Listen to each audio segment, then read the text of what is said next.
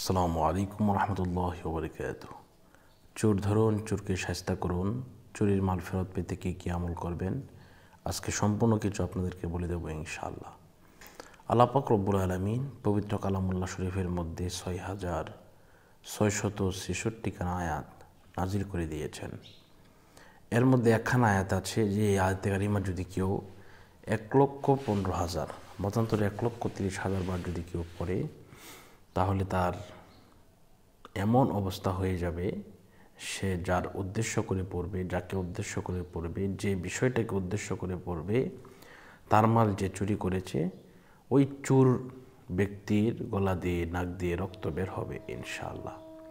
তো এটি হচ্ছে আসলে কোরআনের জাদু বা কোরআনের মুআজিজা। এই আয়াতে কারিমাটা হজরতে ইউনুস আলাইহিস সালাম যখন মাছের পেটে গিয়েছিলেন, তখন কিন্তু এটা পড়েছিলেন এই আয়াতে কারিমা, লা ইলাহা ইল্লা আনতা সুবহানাকা ইন্নী কুনতু মিনাজ জালিমিন।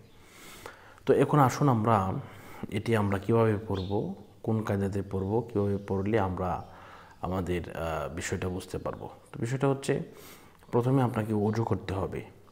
আপনার ফ্যামিলিতে লোক বেশি যদি থাকে তাহলে আপনারা এটা ফ্যামিলির লোকদেরকে নিয়ে পড়তে পারেন। আর যদি মনে করেন যে হুজুর আমার ফ্যামিলিতে লোক কম, আপনি এটা পড়ে দেন, ইনশাল্লাহ আমাকে বললে আমরা আমাদের ছাত্রদের মাধ্যমে 100 ছাত্র দিয়ে পড়লেও এই খতমটা 1,30,০০০ বার পড়তে 2.5 থেকে 3 ঘন্টা সময় লাগে। তো যারা যোগাযোগ করতে চান এই নম্বরে যোগাযোগ করবেন 016-430-63744।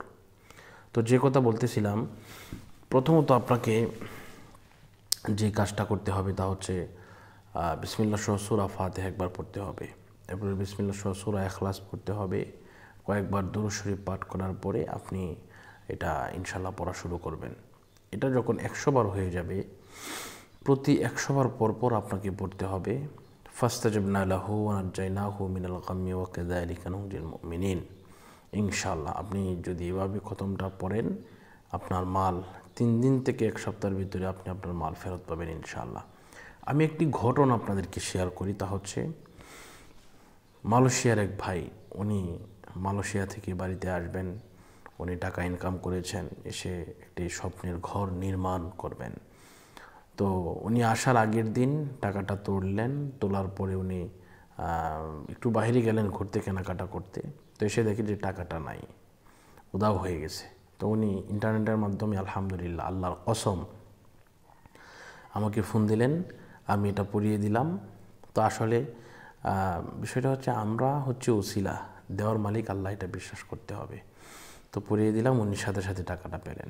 আল্লাহ পাক সকলের মনের আশা কবুল করুন, পূরণ করুন। বিদায় নিচ্ছি। আসসালামু আলাইকুম রহমতুল্লাহ।